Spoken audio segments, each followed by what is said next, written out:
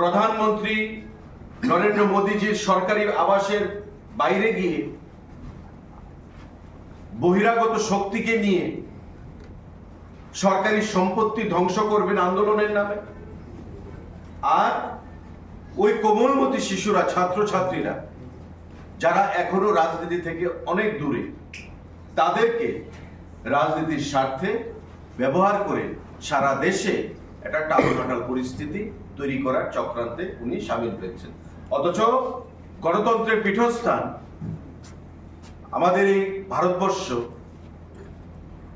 গণতন্ত্রের পীঠস্থান আমাদের লোকসভা, রাজ্যসভা, তাতে গণতান্ত্রিক পদ্ধতিতে আলোচনা করবে।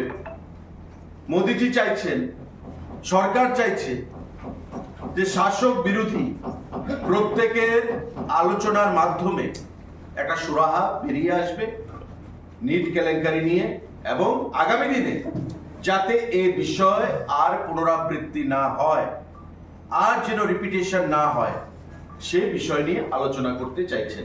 অথচ রাহুল গান্ধী রাজি হচ্ছেন না। এই যে একটা অরাজকতা, এই যে একটা অগণতান্ত্রিক পরিবেশ, এই যে একটা আন্দোলনের নামে দেশের সম্পদ নষ্ট করা, দিল্লি পুলিশের উপর আক্রমণ করা, সেই জিনিসটা মেনে নেওয়া যায় না।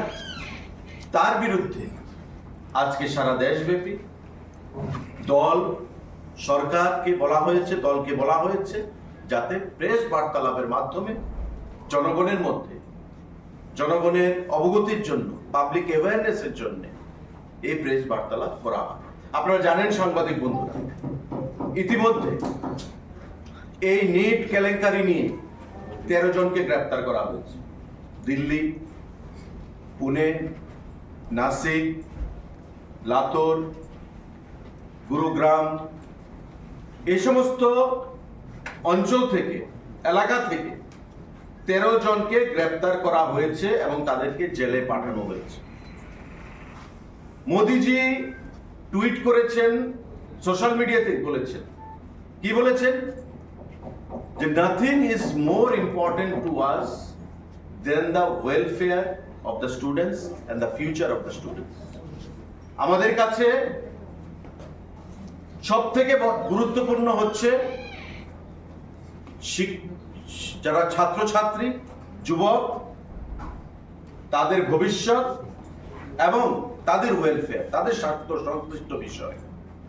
এবং তার জন্য উনি ফাস্ট ট্র্যাক কোর্ট গঠন করার ঘোষণা দিয়েছেন, যাতে এই ধরনের কেলেঙ্কারি যদি পুনরাবৃত্তি হয়, ঘটে, বা বর্তমান যেটা ঘটেছে তার ফাস্ট ট্র্যাক কোর্টে, দীর্ঘমেয়াদী পরিকল্পনা না নিয়ে ফাস্ট ট্র্যাক কোর্টে যেন তার বিচার ব্যবস্থা সম্পন্ন করা যায়।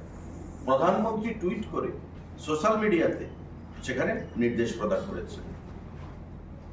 13 জনকে গ্রেপ্তার করেছে এবং ভবিষ্যতে যেন এই সমস্ত জিনিসের আরো পুনরাবৃত্তি না হয় তার জন্য দপ্তরকে সতর্ক করেছে, আধিকারিকদেরকে সতর্ক করেছে।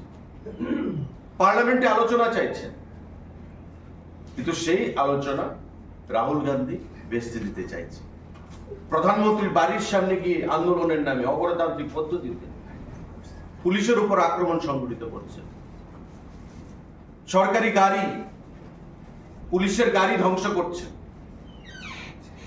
কোত্থেকে অর্থ আসছে, কোত্থেকে এই শক্তি আসছে?